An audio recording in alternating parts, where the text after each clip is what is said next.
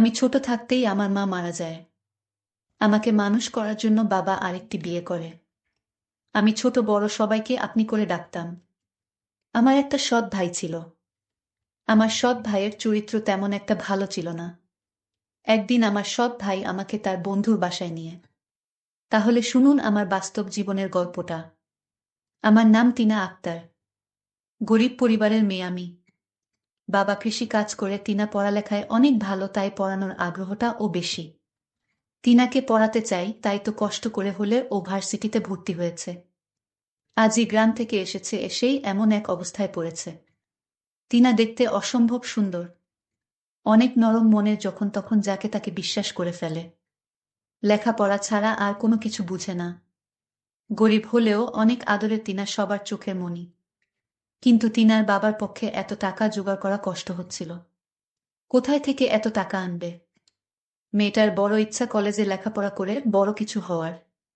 কিন্তু আমার তো নুন আনতে পান্তা পুরাই। আমার বাবা রাত দিন পরিশ্রম করে আমার লেখাপড়ার খরচ বের করত। কিন্তু বাবার কষ্ট আমার কিছুতেই সহ্য হতো না।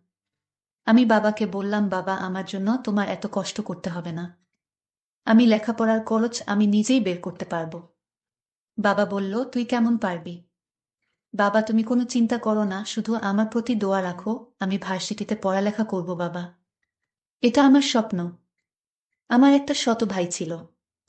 আমার মা ছোটবেলায় মারা যান। কিন্তু আমার বাবা আরেকটি বিয়ে করেন।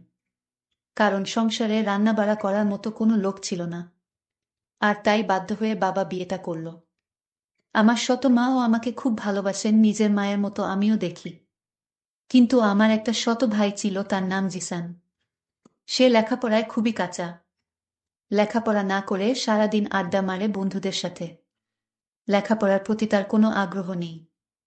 আমার ছোট ভাইয়ের কোনো মতলব ভালো না। সে কিছুদিন আগে বন্ধুদের সাথে ঝগড়া করেছে। একটা ছেলেকে মেরেছে। কিন্তু এই ছেলের চিকিৎসার সমস্ত খরচ আমার বাবার বহন করতে হয়েছিল। আমার বাবার কথার অবাধ্য থাকতে সবসময়। আমি এত ভালো লেখাপড়া করি, তার প্রশংসা শুনলে তার মাথা নিচু হয়ে যেত। আমার প্রশংসা সে কিছুতেই সহ্য করতে পারত না। কারণ আমি তার ছোট বোন ছিলাম। নিজের আপন বোন হলে আজ সে খুশি থাকত হয়তো। যাই হোক, আমার সৎ ভাই কিছুদিন পর একটা মেয়েকে পছন্দ করে। তাকে সে বিয়ে করতে চায়। কিন্তু তার তো কোনো কর্ম নেই, বিয়ে করে কিভাবে সংসার চালাবে? বাবা তাকে নিষেধ করেছে যে, তুমি এখন বিয়ে করতে পারবে না। আগে একটা চাকরি করো, তারপর দেখা যাবে। আমার সৎ ভাইটি তখন বাবার সাথে রাগারাগি করল। বলল, ওই মেয়েকে না পেলে সে বাঁচবে না, নিজেও মরে যাবে, আর কত কি বলতে লাগলো। আমার ভাই বাবার সাথে রাগ করে বাড়িতে থেকে চলে গেল। একটা বেসরকারি প্রতিষ্ঠানে চাকরি নিল আমার ছোট ভাই। এর মধ্যে মেয়েটির বিয়ে হয়ে যায় অন্য জায়গায়। যার জন্য সে চাকরি নিল তাকেই পেল না। আমি তাকে সান্ত্বনা দিলাম, ভাইয়া, আমি তোমাকে এর চেয়ে ভালো মেয়ে আমার ভাইয়ের জন্য নিয়ে আসব। সে তখন আমায় বলল, আপু, তোরে একটা কথা বলি। আমি বললাম, কি কথা ভাইয়া?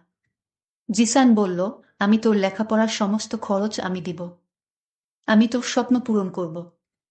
এই কথাটা শুনে আমার ভালো লেগেছিল। কিন্তু হঠাৎ এত মায়া আমার জন্য কেন হলো? তা নিয়ে আমার মনে কৌতূহলের সৃষ্টি হলো।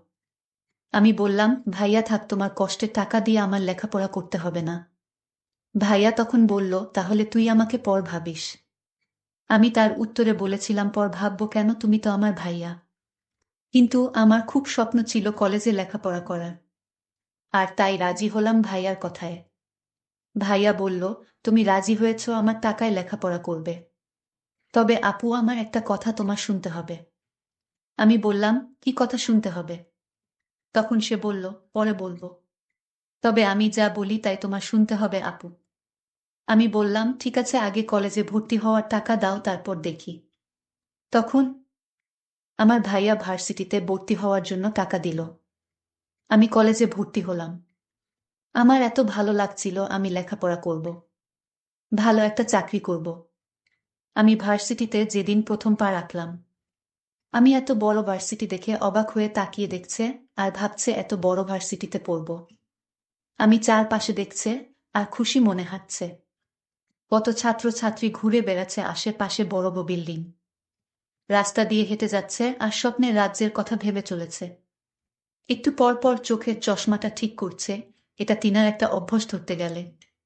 টিনার ইচ্ছে ছিল এমন বড় ভার্সিটিতে লেখাপড়া করার, আজ তা পূরণ হতে যাচ্ছে ভাবতেই খুশি লাগছে। হঠাৎ কারো সাথে ঠাস করে করে ধাক্কা খেয়ে নিচে পড়ে গেলাম। স্বপ্নের কথা ভাবতে ভাবতে একটু বেশি অন্যমনস্ক হয়ে গেছিলাম। নিচে পড়ে উপরে তাকাতেও পারলাম না। তার আগেই কেউ ঝড়ের গতিতে আমাকে উঠিয়ে ঠাস করে চর বসিয়ে দিল। আমি অবাক হয়ে সামনের মানুষটার দিকে তাকিয়ে আছি। একটা মেয়েকে দেখলাম, তাকে দেখে মনে হলো কোনো বড়লোক ঘরের মেয়ে।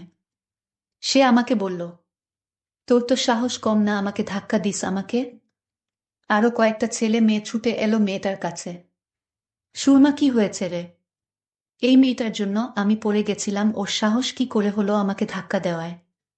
কে এই মেয়ে? নতুন মনে হচ্ছে। এই মেয়ে কখন ভার্সিটিতে ভর্তি হলো? সুরমার বন্ধুরা বলল, দাঁড়া, এই মেয়ে নতুন হলে তো ওকে দেখে ছাড়ব। সুরমার বন্ধু রামিম বলল, হুম, ঠিক বলেছিস, সুরমার শাস্তিটা ও হয়ে যাবে। কিন্তু রাহুল তো এখনো আসে নাই, ওকে ছাড়াই কি করবি? ও আসলে হবে না, এর আগেই মেয়েটাকে ধাক্কা মেরে ফেলে দেওয়ার শাস্তি দিতে হবে। আমি ওদের কথার কোনো কিছু বুঝতে পারছে না। কি বলছে ওর মাথায় ঢুকছে না। আমি ভাবছি আমাকে কেন মারল? আমি কি ইচ্ছে করে ধাক্কা দিয়েছি? অনেক কষ্ট লাগছে, কিন্তু কিছু বলতে পারছি না, চুপ করে আছি। এই যে মেয়ে, তোমার নাম কি? একটু ভয় পেয়ে বললাম, আমি টিনা। একটু দেখে চলতে পারলে না? এখন তো ওরা তোমাকে প্রতিশোধ নিবে। তুমি দেখে চললে এমন হতো না। আমি কথাগুলো ভাবছিলাম, হঠাৎ ওই ছেলে এসে গুলো বলল, ওই মেয়েরা সবাই আমার দিকে আসছে। দেখে আবার তাদের কাছে চলে গেল। এত জোরে থাপ্পড় দিয়েছে, আবার আমাকে মারবে কেন? সবাই আমার কাছে এসে নাম কি, বাড়ি কোথায়, কিসে পড়িস সব জিজ্ঞেস করতে লাগল। তারপর আমাকে গান গাইতে বলল। আমি গান পারি না বলাতে আমাকে কানে ধরিয়ে রেখেছে। এদিকে সিয়াম আজ একটু দেরি করে ভার্সিটিতে এসেছে। এসেই দেখে সবাই ভিড় করে দাঁড়িয়ে আছে। সিয়াম আসার সাথে সাথে সবাই ভিড় কমিয়ে চলে গেল, আর সব মেয়েরা হা করে তাকিয়ে আছে, কারণ সিয়াম হচ্ছে ভার্সিটির সবার সিনিয়র। সব মেয়েরা জয়ের দিকে হা করে তাকিয়ে আছে। সিয়াম গাড়ি থেকে নেমে ওর ফ্রেন্ডদের দিকে যেতে লাগল। এখানে কি হয়েছে, এত ভিড় জমাচ্ছে কেন? আমাকে তখন ছেলেটি জিজ্ঞেস করল, তুমি কে, আর তুমি আমার বান্ধবীকে ধাক্কা মেরে ফেলে দিলে কেন? আমি তাকে বললাম, দেখুন, আমি না দেখে তার সাথে ধাক্কা লেগে গেছে, আর এর শাস্তি হিসেবে আমাকে চড় মারলেন। তাও কি তাদের আমাকে প্রতিশোধ নেওয়ার বাকি আছে? তখন হঠাৎ লক্ষ্য করলাম আমার ভাই আসছে কলেজের দিকে। আমি মনের ভিতর খুব সাহস হচ্ছে, ভাইয়া যখন আসছে, তাহলে ওদের হাত থেকে আমার ভাইয়া আমাকে রক্ষা করবে। কিন্তু আমার ভাইয়ার রূপ দেখে আমি অবাক হয়ে গেলাম। আমার ভাইয়া বলল, সিয়াম আমার বন্ধু, আর বন্ধুর বান্ধবীকে তুমি ধাক্কা দিয়ে মাটিতে ফেলে দেওয়ার কারণে তোমার অনেক শাস্তির বাকি আছে। আমি ভাইয়াকে বললাম, ভাইয়া আমি তোমার বোন, তুমি ওদের পক্ষে কথা বলছো। ভাইয়া তখন বলল, চুপ, কে তোর ভাই? আমি কারো ভাই না। ওর বান্ধবীকে মারার জন্য আজ তোর রেহাই নেই। তোর কত বড় সাহস, তুই আমার বন্ধুর বান্ধবীকে মারলি। এর জন্য তোর মাসুল দিতে হবে। আমার চোখের পানি কিছুতেই আটকাতে পারলাম না। মনে মনে ভাবলাম, আজ যদি সে আমার মায়ের পেটের আপন ভাই হতো, তাহলে কখনো ওদের পক্ষ নিয়ে কথা বলতো না। নিজের বোনের জন্য জীবন দিয়ে দিত। তাও বোনকে বিপদে ফেলে চলে যেত না। আসলে পর কখনো আপন হয় না, হতে পারে সে আমার শত ভাই। সৎ ভাই এরকম আচরণ করবে? আমি তখন কান্না করতে লাগলাম। আমার কান্না দেখে ওরা হাসতে লাগলো, আর বলতে লাগলো, কেঁদে কোনো লাভ নেই। আমার ভাই হঠাৎ বলল, আমার সাথে চলো। আর ওরা বলল, আজ তুই বেঁচে গেলি তোর ভাইয়ার জন্য। ভাইয়া বলল, আমি তোকে টাকা দিয়ে কলেজে ভর্তি করিয়েছি, সেই টাকার কথা কি ভুলে গেছ? আমি বললাম, কি করতে হবে আমাকে বলো। আমি তোকে নিয়ে আমার বন্ধুর বাসায় যাব। আমি বললাম, বন্ধুর বাসায় কেন? জিসান বলল, আমি তো আগেই বলেছি তুই আমাকে কোনো প্রশ্ন করবি না। আমার সব কথা তোর শুনতে হবে। হুম ভাইয়া, বলেছি। আজ আমার মনটা ভীষণ খারাপ, কারণ আমি আজ প্রথম ভার্সিটিতে এসে যে অপমানিত হয়েছি। আমি আজ কোথাও যাব না। অন্যদিন বলিস তোর বন্ধুর বাসায় গিয়ে আসবনে। আমার ভাইয়া তখন খুব রাগান্বিত হয়ে বলল, এখন বলেছি, এখনই যেতে হবে। আমি ভাইয়াকে বললাম, ভাইয়া প্লিজ, আমার খারাপ লাগতেছে, আমি আজ তোর সাথে কোথাও যেতে পারবো না। এই কথা বলতেই আমাকে একটা জোরে চড় মারে ভাইয়া। আমি কান্না করে বললাম, ভাইয়া তুই চড় মারলি? আমার আপন ভাই হলে আমাকে এভাবে মারতে পারত না। ঠিক আছে, আমি যখন তোর কাছ থেকে টাকা নিয়ে ভুল করেছি, তাহলে এই ভুলের প্রায়শ্চিত্ত আমার দিতে হবে। ভাইয়া নামক পাষাণ মানুষটি বলল, গাড়িতে উঠ। আমি কোনো কিছু না বলে চুপচাপ গাড়িতে উঠে পড়লাম। তারপর সে আমাকে তার বন্ধুর বাসায় আমাকে নিয়ে গেল এবং বলল, আমি তোরে এখানে কেন এনেছি জানিস? আমি বললাম, কেন আনলে এখানে? তখন একটা বয়স্ক লোককে আমাকে দেখিয়ে বলল, ওই লোকটিকে বিয়ে করতে হবে তোর। ভাইয়া বলল, ওই যে মানুষটিকে দেখতে পাচ্ছিস ওর সাথে তোর বিয়ে দিব। আমি বললাম, এটা কোনোদিন সম্ভব না।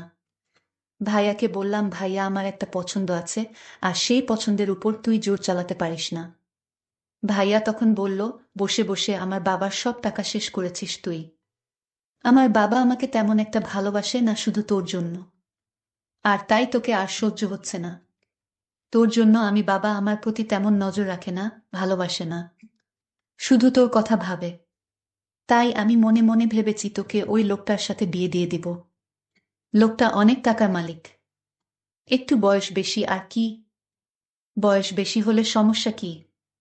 আর আমি ওই লোকটার কাছ থেকে টাকা নিয়ে তোরে কলেজে ভর্তি করিয়েছি। আমিও অনেকদিন যাবত তার কাছ থেকে টাকা নিয়ে চলেছি। আমি তখন ভাইয়াকে বললাম, এই লোকের সাথে আমার বিয়ে দিলে আমার জীবনটা শেষ হয়ে যাবে। ভাইয়া প্লিজ। ভাইয়া তখন বলল, আমি কোনো চাকরি করিনি। চাকরি আমার মিথ্যা বানানো নাটক ছিল। আমি তখন আমার ভাইকে একটা থাপ্পড় মেরে বললাম, এই তোর প্ল্যান ছিল। আমি কোনো মতে এখান থেকে পালিয়ে আসলাম। বাবার কাছে কান্না করে সব বলে দিলাম। বাবা তখন আমায় সান্ত্বনা দিয়ে বলল, আজ তোর মা বেঁচে থাকলে এমনটা হতো না। তোর ভাই টাকার কাছে বিক্রি হয়ে গিয়েছে। যে ভাই টাকার লোভে পড়ে নিজের বোনকে একটা বয়স্ক লোকের সাথে বিয়ে দিতে চায়, সে তো ভাই না। তোর ভাই নিজের স্বার্থের জন্য তোকে কলেজে ভর্তি করল। ও দিন দিন ও আরো অভদ্র হয়ে যাচ্ছে। আমি বাবাকে বললাম, বাবা তুমি ওকে এখন কিছু বলো না। ওকে ভালো করার দায়িত্বটা আমার হাতে তুলে দাও। ওকে কিভাবে ভালো করতে হবে তা আমার জানা আছে।